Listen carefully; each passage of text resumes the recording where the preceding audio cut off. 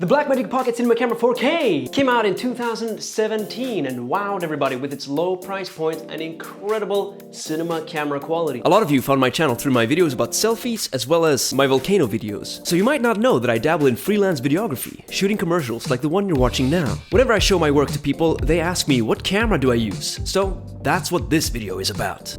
The Blackmagic Pocket Cinema Camera 4K is a cinema camera. What's a cinema camera? Well, the short version is that it's a camera capable of shooting very high bitrate uncompressed raw video that can be edited to a great extent in post. Standard cameras like the Sony's can usually shoot around 10 bits of color. By comparison, a cinema camera like the Blackmagic Pocket 4K can shoot 16 bits of colors. Cinema cameras are simply in a completely different league. Now it's the distant future of 2022, and I'm asking the question, is this bad boy still viable in this year? It absolutely is, and in this video I'm gonna tell you exactly why, so stick around. First off, let's rig this guy up.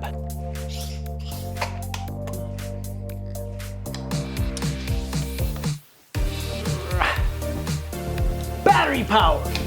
Yeah! And just like that, we are ready to shoot. Absolutely no hassle whatsoever. Jokes aside, I show you how to set it up because this illustrates kind of what type of camera this is. If you're considering getting a Blackmagic Pocket 4K, this is the way to use it. You rig it up. You have to have all the accessories.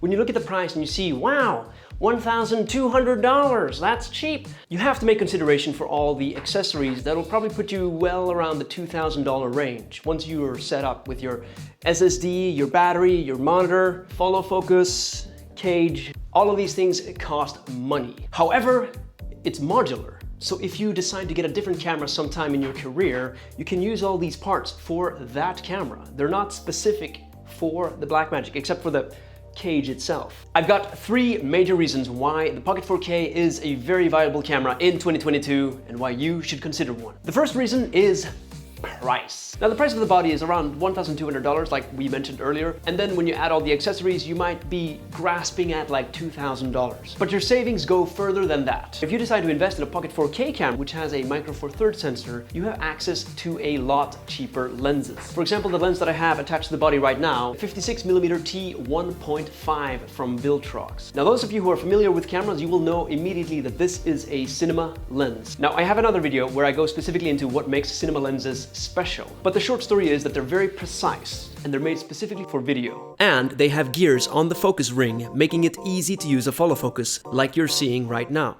So let's say you're picking up a Pocket 4K and you intend to shoot a film or a documentary, you're gonna want to stock up on cinema lenses, which means you're gonna have to buy multiple lenses to get all the focal ranges that you desire. It's a lot different when you intend to buy multiple lenses that cost thousands of dollars versus buying a set that costs $1,000 for the whole set. And Viltrox has exactly that. You can get their entire range of cinema lenses that are t1.5 for just over $1,000. And these cinema lenses are phenomenal. I've been using these cinema lenses from Viltrox now for a while, and I can tell you that they don't compromise whatsoever in quality. They're tack sharp with incredibly beautiful rounded bokeh because the Viltrox lenses feature 14 aperture blades. And when you have a set of cinema lenses that all are t1.5, you know that you can get very beautiful bokeh shots like this one. The cinema lenses from Viltrox give you everything you desire when it comes to image quality. You can also adapt old vintage lenses to your Pocket 4K.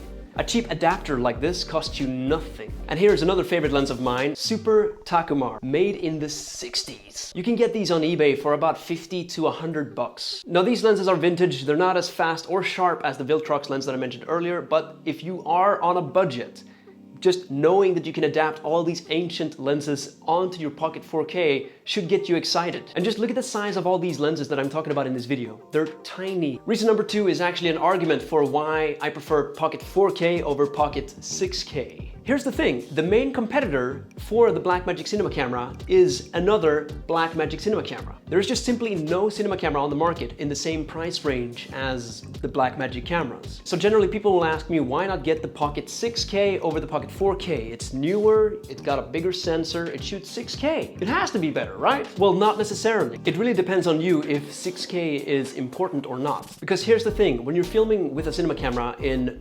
Blackmagic RAW format, you have to record the entire sensor readout. Basically what this means is that if you're filming with the Pocket 4K, you'll get a 4K image always. You can't shoot 1080p. The same goes for the Pocket 6K. If you get the Blackmagic 6K and you want to film in 4K, you can't. You have to film everything in 6K. And you might be saying to yourself, wow, 6K, that's amazing. Why not film everything in 6K? Well, consider that 6K takes a lot more storage space. And in the end, just a fraction of your users will actually watch the content that you produce in 6K. Probably when you're rendering your project, you're gonna be rendering it in 4K or a lower resolution. There is simply no demand for 6K. Even Hollywood movies aren't released in 6K. It's just overkill. You see a lot of TV producers like Samsung come out with 8K TVs, but in the end, most of the content that you'll be watching on your TV is not made in 8K. So the main thing that elevates the Pocket 6K over the Pocket 4K is the fact that if you film in 6K, you can then crop and resize your image. You have more breathing room, so to speak,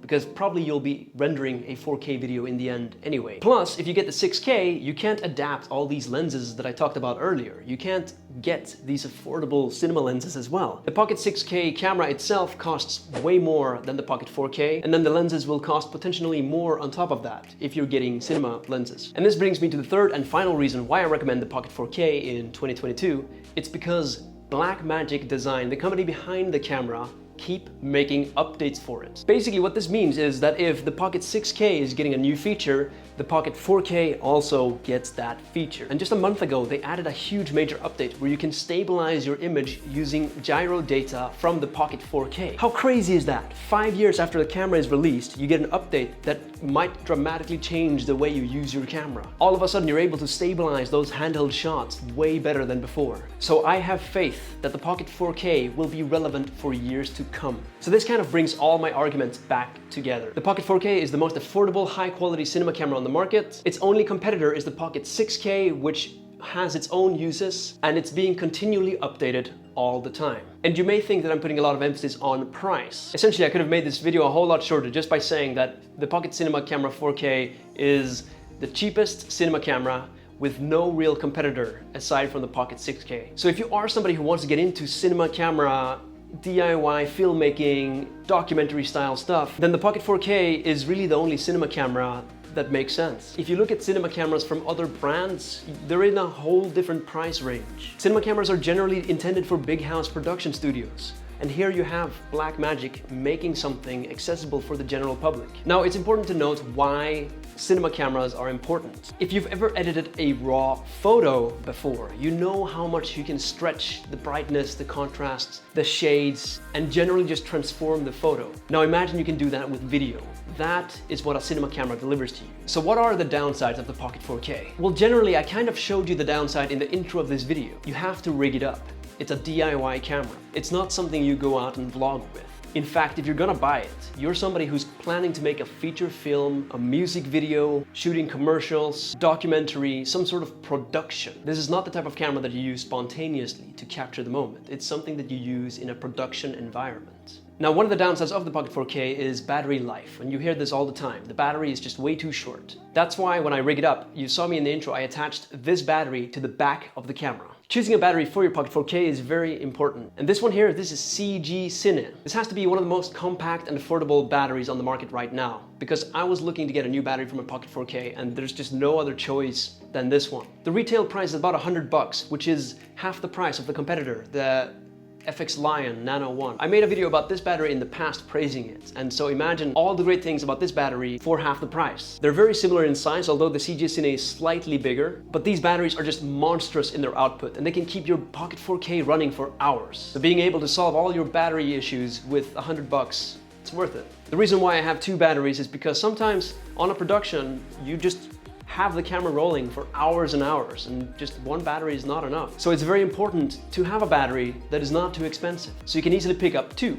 One of the best features of the CG Cine battery that I like is that it takes only about an hour and a half to fully charge it. And this battery is incredibly versatile because it does have the D-tap output that you would use for your Pocket 4K, plus you got your regular USB and USB-C ports as well. And let me tell you, this battery is robust enough that it can power your MacBook. I was powering my laptop with the USB-C from this battery for quite a while, so it comes real handy in those situations where you just find yourself without any power source. So even when I'm not using the Pocket 4K, I always keep this battery in my bag because it just comes in handy for so many things, and it's compact enough that it doesn't weigh me down. All right, that's it for this video. Let me know down in the comments, what do you think? Is the Pocket 4K viable in 2022? I hope you've gotten value from this video, whether you're a professional production videographer or you're somebody who is looking to get into the trade. I know from personal experience that once you get yourself a cinema camera, it's much easier to get jobs and contracts filming for other people. And being able to get an entry-level cinema camera that is respected in its quality is a godsend. Personally, when I got the Pocket 4K, it paid for itself in the first week of shooting professionally. If you enjoyed this video and you want to see more content from me, then definitely hit that subscribe button. Lately on my channel, I'm making more travel type videos and vlogging, because that's what I really enjoy. But in the end, I am really enthusiastic about cameras as well, so occasionally I'll make a video like this as well. Either way, I'm thrilled that you're here, I'm grateful that you watched the video, and definitely hit that like button if you got some value out of this video. All right, that's about it for me. Thank you so much, and I'll see you in the next video. Bye-bye.